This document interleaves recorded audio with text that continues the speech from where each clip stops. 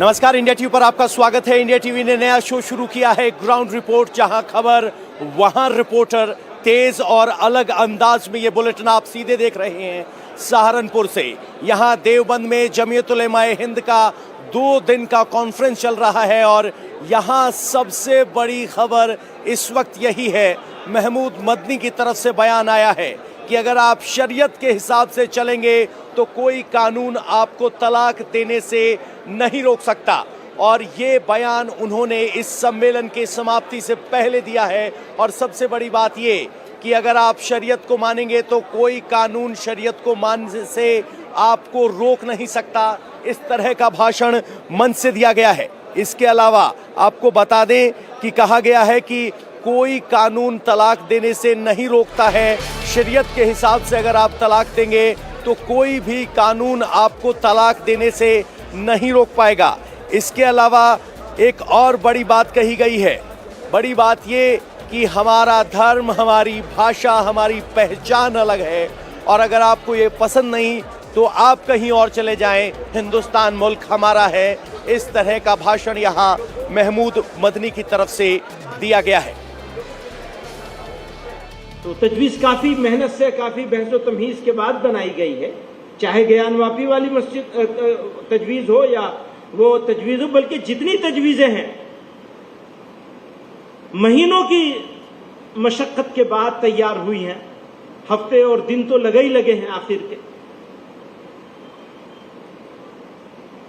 तो इस तजवीज़ से मुताल्लिक़, यूनिफॉर्म सिविल कोड की तजवीज़ से मुताल्लिक़ ये कहना चाहता हूँ, कानून कोई बन जाए, अगर मुसलमान शरीयत पर चलने का अज़्म कर ले तो कोई कानून उसका रास्ता नहीं रोक सकता।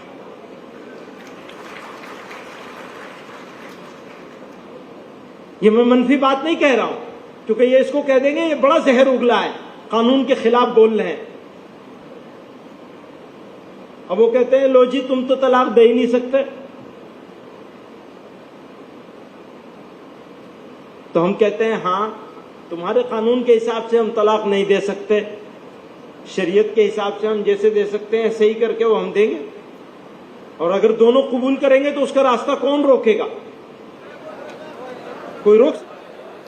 तो देखा आपने किस तरह से जमात के मंच से ये कहा गया कि जिसको हमारे आपत्ति है खान पान से, पहनावे से, वो इसे स्वीकार करना सीखे। आपको बता दें कि ये 5000 जमीयत के कार्यकर्ता पूरे देश भर से यहाँ इकट्ठा हुए थे और यहाँ पर इस्लामोफोबिया से लेकर और मंदिर मस्जिद के विवाद तक, 3 तलाक से लेकर पर्सनल लॉज से लेकर देश में कैसे सद्भावना बढ़ाई जाए उसको लेकर बात हुई। लेकिन इस बीच सबसे बड़ा बयान महमूद मदनी की तरफ से आया। उन्होंने कहा कि हमारा मजहब, हमारा पहनावा, हमारा खान पान अलग है और अगर आपको ये पसंद नहीं तो आप चले जाएं। यानी जो पाकिस्तान भेजने की बात करते हैं वो पाकिस्तान जाएं। वो महमूद मदनी और सब मुसलमान यहीं रहेंगे क्योंकि ये उनका मुल्क है, क्योंकि उन्होंने पाकिस्तान जाने के विकल्प को 1947 में ही ठुकरा दिया था।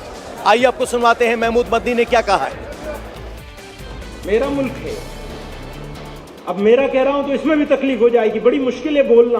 वो कह रहे थे बताओ कहां नफरत नजर आ रही है। आज मैंने सुना सुबह सुबह कि किसी बड़े रहनुमा ने कहा कहां नफरत नजर आ रही है। भाई हमारे लफ्ज भी तुम्हें बर्दाश्त नहीं हो रहे हैं, हम तुम्हें बताने की कोशिश कर रहे हैं, डराने की नहीं कर रहे। तुम डराते हो, हम सिर्फ बता रहे हैं कि डराना बंद कर दो, अपनों को भी डराना बंद कर दो और जिनको तुम गैर समझते हो उनको भी डराना बंद कर दो।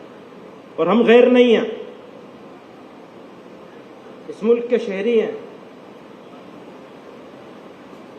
तो मुल्क हमारा है। ये अच्छी तरह समझ लीजिए, ये हमारा मुल्क है और जो हमारी जिम्मेदारी है इस मुल्क के लिए वो हम निभाएंगे हर हाल में इंशाअल्लाह। कोई समझौता नहीं होगा उसके ऊपर।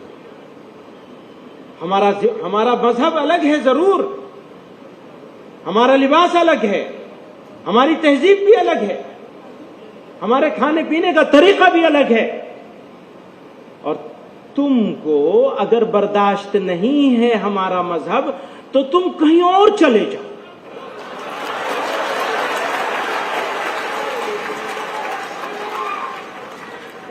भेजना नहीं है किसी को, भेजना नहीं है किसी को, क्योंकि वो जरा सी बात पे कहते हैं ना पाकिस्तान चले जाओ। भैया तुम्हें मौका नहीं मिला था पाकिस्तान जाने का, हमें मौका मिला था, हमने रिजेक्ट किया है उसे पाकिस्तान जाने के मौके, इसलिए हम नहीं जाएंगे। जिसको भेजने का शौक है वो चला जाए। हजरत माफी चाहता हूं, मैं इस तरह बोलना नहीं चाहता, पसंद भी नहीं करता इस तरह बोलने को, मुनासिब भी नहीं समझता। किसी को जवाब देना, ये बेवकूफ लोग हैं वो जिनको जवाब दे रहे हैं, वो वैसे भी माइनॉरिटी में है। जो लोग नफरत का बाजार गर्म कर रहे हैं असल में वो माइनॉरिटी में है। हम ऑलरेडी मेजोरिटी में है, इसको पहचान लेना है। और मुल्क की हिफाजत के लिए, मुल्क की तरक्की के लिए, मुल्क में इंसाफ के लिए, बराबरी के लिए, बराबरी के हुकूक के लिए जो कुर्बानी देनी होगी इंशाअल्लाह जमीयत उलमा हमेशा देती रही है, मुल्क के मुसलमान देते रहे, पहले भी देते रहे, इस वक्त भी देंगे और आगे भी देते रहेंगे। तो देखा आपने, महमूद मदनी कह रहे हैं। इसके अलावा एक और बड़ी बात उन्होंने कही कि जो देश में नफरत फैला रहा है उनसे सवाल नहीं पूछे जा रहे हैं, लेकिन महमूद मदनी के बयानों को दिखाकर कहा जा रहा है कि जहरीले बोल हैं। महमूद मदनी यहीं नहीं रुके, उन्होंने कहा कि मुसलमान देश में अल्पसंख्यक नहीं है, बल्कि मुसलमान देश की दूसरी सबसे बड़ी जनसंख्या है, और जो नफरत फैलाना चाहते हैं वो जरूर इस देश में अल्पसंख्यक है। जहर उगल लें। सवाल करने वाला कल मुझसे पूछ रहा है कि आपने जहर उगला है। मैंने अपने उनसे कुछ नहीं कहा कि ऐसी तो कोई बात नहीं, अपनी सफाई देता रहा। लेकिन मैं सवाल करता हूं, दिल चाह रहा था मेरा कि मैं सवाल करूंगा जो जहर उगल ले, उनकी तरफ तो आपकी तवज्जो ही नहीं जाती, उनकी तरफ कोई तवज्जो नहीं जाती जहर उगलने वालों की तरफ। और जो जहर को खत्म करने की बात कर रहे हैं उनका जहर नजर आ रहा है। हमारे वजूद पर सवाल है। मुश्किल ये है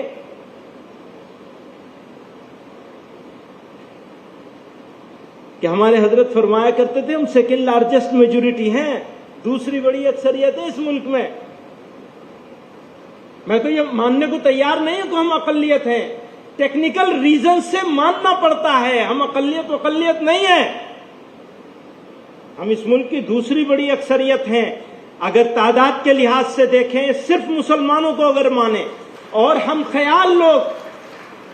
ख्याल हिंदुस्तानियों को अगर एक जगह जमा कर दिया जाए तो हम आज अक्सरियत में हैं, और नफरत के सौदागर आज भी अकलियत में हैं। तो देखा आपने किस तरीके से यहाँ आपने मदनी साहब को बोलते हुए सुना। आपको बता दें कि यहाँ प्रस्ताव पारित किया गया है।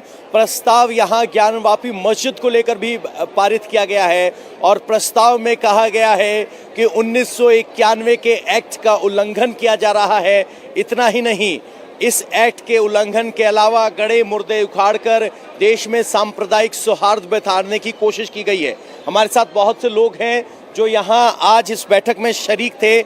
सर, जो प्रस्ताव पास हुए, जहां मस्जिद की बात की है, क्या प्रस्ताव पास हुआ और क्या सोच रहे हैं? हमारे सदर साहब ने जो प्रस्ताव पास किया है वो सबको मंजूर है। हम इसके बारे में कुछ भी नहीं कह सकते, हम उनके लिए आमन्ना सद्दकना कहते हैं। तो यहाँ डिसिप्लिन है, इससे ज़्यादा नहीं बोल रहे हैं। हम ज़रा प्रवक्ता के पास नीचे चलने की कोशिश करेंगे और देखते हैं कि यहाँ जो मौलवी पूरे देश भर से आए हैं वो क्या सोच रहे हैं और किस तरीके से बात हो रही है। सर, आप किस इलाके से आए हैं? हम बंगाल के हैं। अच्छा, बंगाल से हैं। यहाँ जो मस्जिद को लेकर एक प्रस्ताव पास हुआ है, उस प्रस्ताव में क्या जिक्र है? होता हमारे हमारे बड़ों ने जो बात कह दिए हैं उसी के ऊपर हम अमल करेंगे। संस्था की तरफ से बिल्कुल मना किया गया है, किसी तरह तो हमारे बड़ों ने जो मशवरा दिया है, जो बात कही गई है यहाँ से, हम उसी के ऊपर अमल करेंगे। बस हमारे वो लाजवाब है, वो जो बताएंगे वही है। इस बात पर अमल करेंगे, बस वो जो बताए हैं वही। आप इतने पहले से, पिछले दिन से आप यहीं पे मौजूद हैं ना, गुज़िश्ता कल से आज तक आप मौजूद हैं, ज़रूर आप सुने होंगे। जो बताएंगे हम उसी के ऊपर अमल करेंगे। तो आपको बता दें कि एक और प्रस्ताव यहाँ पास किया गया है पर्सनल लॉज को लेकर, और कहा गया है कि शरीयत के साथ किसी भी छेड़छाड़ को मुस्लिम समाज स्वीकार नहीं करेगा। पर्सनल लॉज में कहा गया है कि तलाक लेना, बहुविवाह और बाकी जो शरीयत की प्रथाएं हैं वो इस्लाम का अहम अंग है, और उसके साथ यूनिफॉर्म सिविल कोड के बहाने से छेड़छाड़ नहीं की जा सकती, और इसको लेकर भी एक बाकायदा प्रस्ताव यहां पास किया गया है।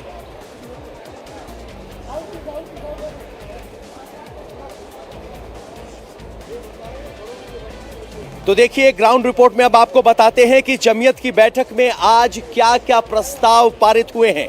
जमीयत का कहना है कि प्राचीन इबादतगाहों पर बार बार विवाद ठीक नहीं है, अमन और शांति खराब करने की कोशिश ठीक नहीं है। विवाद से देश की गरिमा और अखंडता को नुकसान पहुंच रहा है। इसके अलावा विवाद उठाकर सांप्रदायिक टकराव की कोशिश की जा रही है। देश में बहुसंख्यक समुदाय के वर्चस्व की राजनीति हो रही है। पुराने विवाद जीवित करने से देश का कोई फायदा नहीं होने वाला है। प्रस्ताव में यह भी कहा गया है कि निचली अदालतों के आदेशों से विभाजनकारी राजनीति को मदद मिल रही है। निचली अदालतों के आदेशों से वर्शिप एक्ट का उल्लंघन हो रहा है और गड़े मुर्दे उखाड़कर संविधान की मूल भावना का उल्लंघन ना किया जाए। जिस इबादतगाह की जो हैसियत है वो बरकरार रखी जाए। और इतना ही नहीं, जमीयत उलेमाए हिंद की तरफ से अगर आप देखेंगे तो यहाँ यूनिफॉर्म सिविल कोड को लेकर भी आज एक प्रस्ताव पारित किया गया है, क्योंकि देश में यूनिफॉर्म सिविल कोड लागू किए जाने की चर्चा है, और इसी चर्चा के बीच जमीयत की तरफ से प्रस्ताव पारित किया गया है। प्रस्ताव में कहा गया है कि समान नागरिक संहिता लागू करने की कोशिश करना ठीक नहीं है और इससे इस्लाम में हस्तक्षेप होगा। मुस्लिम पर्सनल लॉ खत्म करने की कोशिश ना की जाए। प्रस्ताव में कहा गया है कि मुस्लिम पर्सनल लॉ कुरान और हदीस के आधार पर बने हैं। समान नागरिक संहिता लागू करने से मुस्लिम रीति रिवाज की चोट पहुंचेगी। तो आपने देखा कि जमीयत के सम्मेलन में कल मदनी ने मुसलमानों को कमजोर और डरा हुआ बताया था, और इस बात पर AIMIM ने ऐतराज जताया है और कहा है कि मुसलमान कमजोर नहीं है। पलटवार में बीजेपी से कहा है कि मदनी अब पाकिस्तान की भाषा बोल रहे हैं, और ये सब कहा है AIMIM की तरफ से।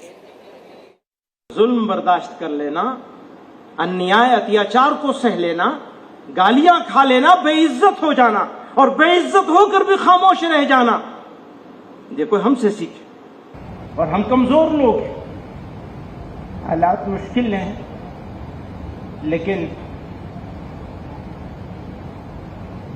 मायूसी की कोई जरूरत नहीं है। ये तो हमारा जिगर जानता है कि हमारी क्या मुश्किल है, किसी और को क्या समझ में आएगा। ये कैसे कह दिया आपने? कमजोर करने वाला बयान आप दे रहे हैं, कौम को कमजोर कर रहे हैं आप दो चेहरे लेकर अगर बात करेंगे तो कैसे चलेगा? न जाने कितने आए और कितने गए। हमारे राष्ट्रीय अध्यक्ष जनाब असद ओवैसी साहब जब भी किसी स्पीच में खिताब करते हैं तो वो कहते हैं, मुसलमानों, न डरने की जरूरत है न घबराने की जरूरत है। हालात चाहे कितने खराब हों, उन हालात से डरो नहीं, घबराओ नहीं, पीछे नहीं हटो, मुकाबला करो। अल्लाह मुकाबला करने वालों के साथ है, जीत भी इंशाअल्लाह उन्हीं की होगी। इस्लाम ये कहता है कि हर मोमिन के दिल में ईमान है, और इस्लाम के हिसाब से जिस दिल में ईमान होता है वहां डर नहीं होता है। जमीयत उलमाए हिंद के अध्यक्ष मौलाना महमूद मदनी पाकिस्तान के प्रधानमंत्री इमरान खान का रोना जो UN में रोया था उन्होंने, उसको आगे बढ़ाने का काम उनके इशारे पर हिंदुस्तान में कर रहे हैं। इस बैठक में यह साफ निकल कर आ गया, इसके प्रमाण मौजूद हैं। तो इसलिए आप पाकिस्तान के हथियार से हिंदुस्तान पर वार करेंगे और घड़ियाली आंसू भी बहाएंगे। इन आंसुओं पर कोई आपके नरम होने वाला नहीं है और ना कोई मरहम लगाने वाला है। इंडिया टीवी हर वक्त हर जगह डाउनलोड करने के लिए सर्च करें India TV news Google play store या ऐप स्टोर पर।